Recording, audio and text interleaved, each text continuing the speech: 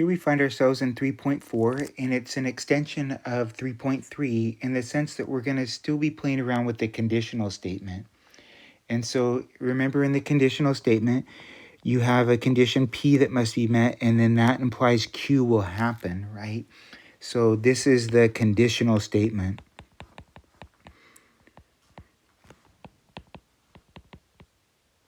It is our if P then Q statement. And so we want to look at some things that are related to this. We want to look at some very specific language that they're using and go through some examples in here and see about equivalencies.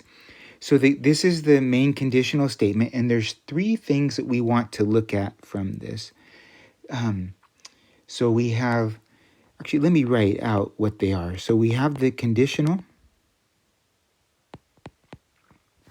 statement, which is what you've seen me write just now. P implies Q. I just want them all in the same way, but also in the same area. We have the converse of that.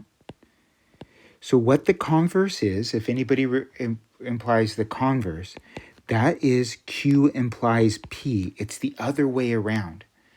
So P implies Q is the conditional statement. Its converse is Q implies P, right? That's different than the inverse, which some people mistake for the converse. So the converse is Q implies P. The inverse is not P implies not Q. And the contrapositive, it's a very strong math term. We prove things sometimes using the contrapositive, is not Q implies not P. And so, again, you can bring this with you, and they're going to ask you for some, to take a conditional statement, write its converse, write its inverse, write its contrapositive, and we're going to do that just fine. So here's some things that I can share with you that helped me memorize what was needed. So the conditional statement kind of sits on its own. It's the anchor.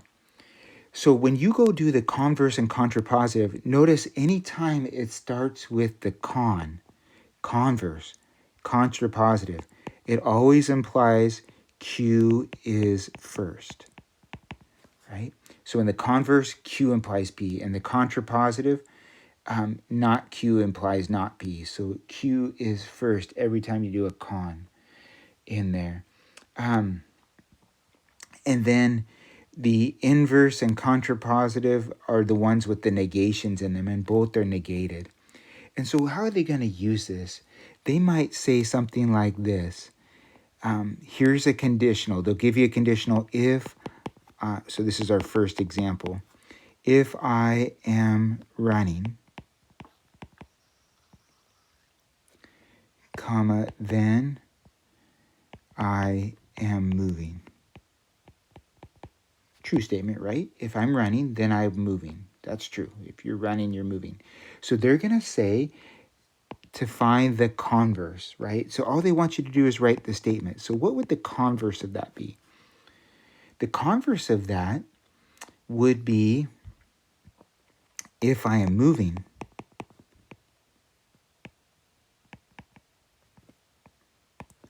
then I am running, right? Because if we look at the converse, it says Q implies P. So we're going to switch their position. So we're going to put moving first and running second. Well, that's not always true. You can be moving and not running. So the first one, the first conditional statement that we're basing everything off of is a true statement. If you're running, you are definitely moving. But if you're moving, you don't have to be running. So this one's not necessarily true, right? Could be true, but it's not necessarily. So the converse is not a natural consequence of happening. If the conditional is true, it doesn't mean that the converse has to be true.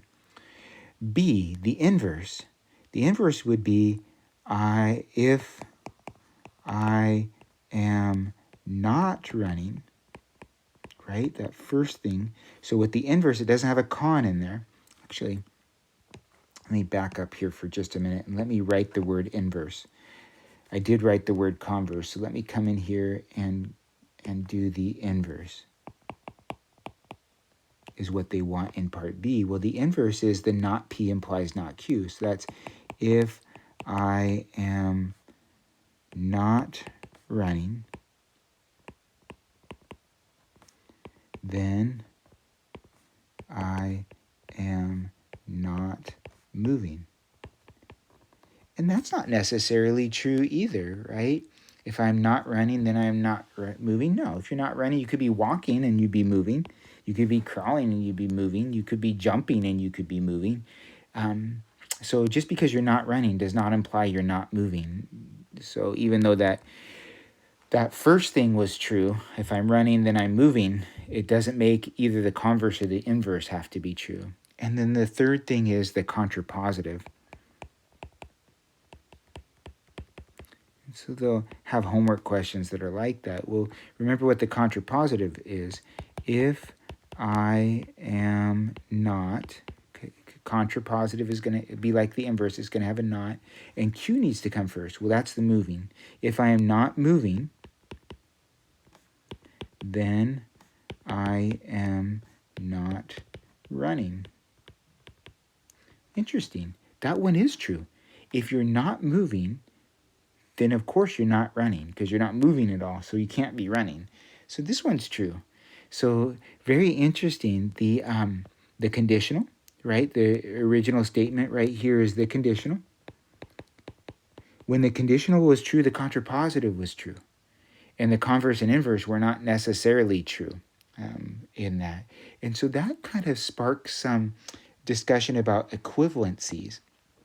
And there's a chart that they do in the book that we could recreate here. It might be good to deal with the truth tables again, just to help them be reinforced. So let's do a truth table, and let's do a truth table for the conditional, converse, inverse, and contrapositive all at the same time. So again, our truth tables are true, true, false, false, true, false, true, false. Right? That's how they all start out. And then we need to do, I'm going to do them in very specific colors just to draw something out. We need to do, and I'll do blue first, P implies Q, which is the conditional. Okay. And so with the conditional, we have, well, true implies true. That's the time it's true. Well, true implies false is the only time it's false, and both of these are true, right? Because anytime your antecedent is false, the conditional is true. Then let's deal with the converse. We'll do the converse in red. And so the converse is, if you remember, Q implies P. That's the converse. And let me come in here and still just make these lines that we're going to use in black. I'll extend it out. Try to be as efficient as possible. And I think I need one more, so I'll come out here and put this right here. So let's go do the converse. Now Q's implying P. So I'll come back here, do red again. So now Q implies P. So true implies true, that's true. False implies true, that's true. True implies false. That is the only time it's false. And false as my first thing implies true. So remember, I'm going this way as I look at that. And so I have true, true, false, true. I'm going to actually stay in red. And we're going to look at the inverse. So if I go to do the inverse, remember what the inverse was. The inverse doesn't have the word con, so it starts with the P, but it's the not one. And so I'm looking at not P implies not Q. And so we'll have to be a little bit careful here. So not P is false. So both of these would be true automatically. These first two would be true because anytime your antecedent is false, the whole thing has to be true. Now I got in this third one right here, I got true implies true. That's true. And then I have, I apologize. Both of them are not. So I would have true implies false. That's the one time that it's false. I apologize about that. That's the one time it's false. And then I would have true implies true, and that's the one that's true. Sorry about that. And so we have true, true, false, true. So these little reds were helping me out. Let me put these little reds in here. False, true, false, true. Those are the nots in, oh, false, false. Okay, so these first two were true because the antecedent was false. So the next two, one of them is going to be false, and it's that next one, right? The one in the third row, because I have a true implying false. And it's the last one's true implying true. So notice that these two truth tables are the same. And so the converse is equivalent to the inverse. Very helpful to know. They would both yield the same truth table. So I could word things if I wanted to prove the converse and found it easier to prove the inverse. Well, then I can use the inverse in order to prove the converse. Interesting that we can do that. So now I'm going to go back to blue. And if I go back to blue, what I want to do is the last one, which is the contrapositive.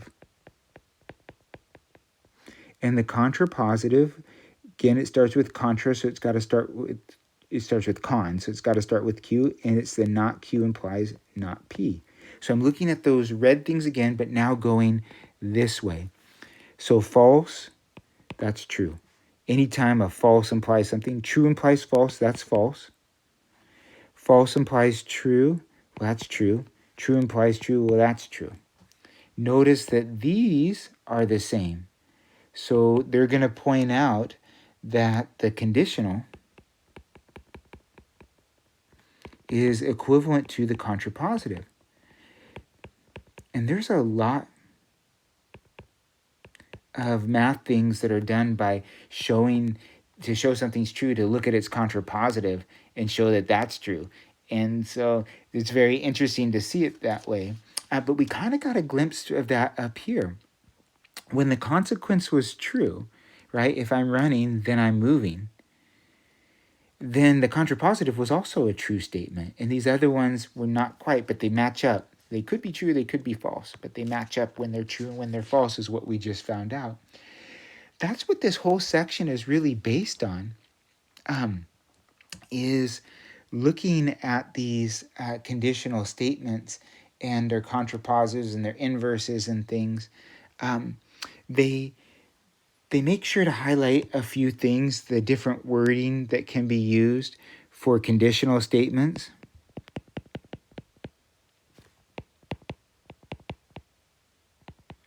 So one is, so remember the conditional statement is P implies Q.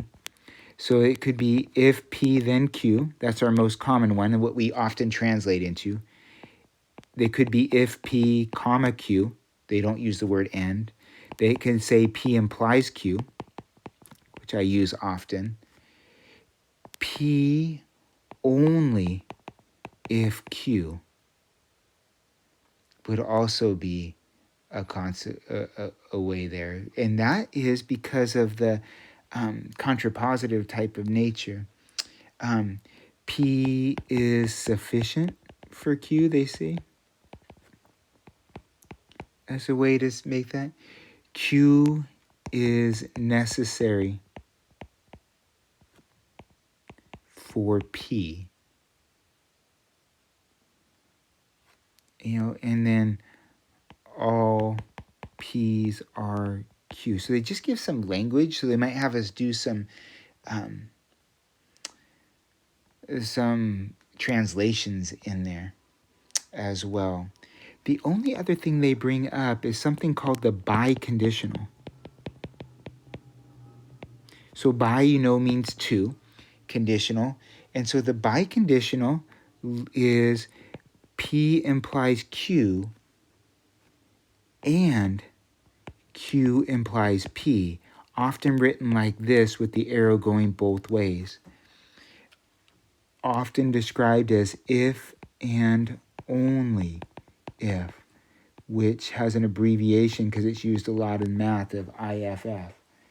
So the biconditional is true only when P implies Q and Q implies P. They both have to be true in order to be a biconditional statement. And so they'll have us evaluate some biconditional statements.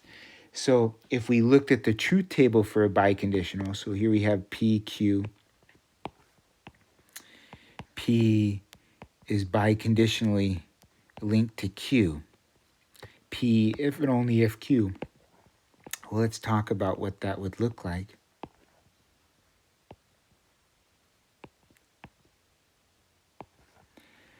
So P is true, true, false, false, true, false, true, false. So true implies true, true implies true, that's both true. True implies false, that would be false. So one of them would be false, so the whole thing would be false. False implies true, that's true. So if I'm going this way, that's a true statement, because anytime you're false, it's a true statement, but coming back this way is false. So we got a false statement. And then here, false implies false. Okay, that's true, because we started with false, so the whole thing's got to be true. And then back the other way is also true. And so you get trues. So if it's biconditional, biconditional statements are true. What are you observing? When both the antecedent and the consequent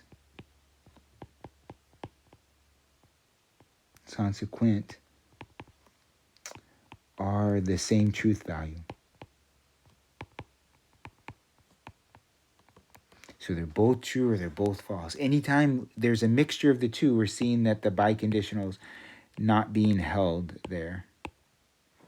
So we'll use that truth table in order to determine when things are true or not. So we'll look at this. We'll look at some homework. We'll study this, and then we'll look at some homework in the next video together. As we go to do that biconditional type of work, we will look to this table right here, and we'll just become more intimately familiar with the converse, inverse, and contrapositive. Okay, awesome.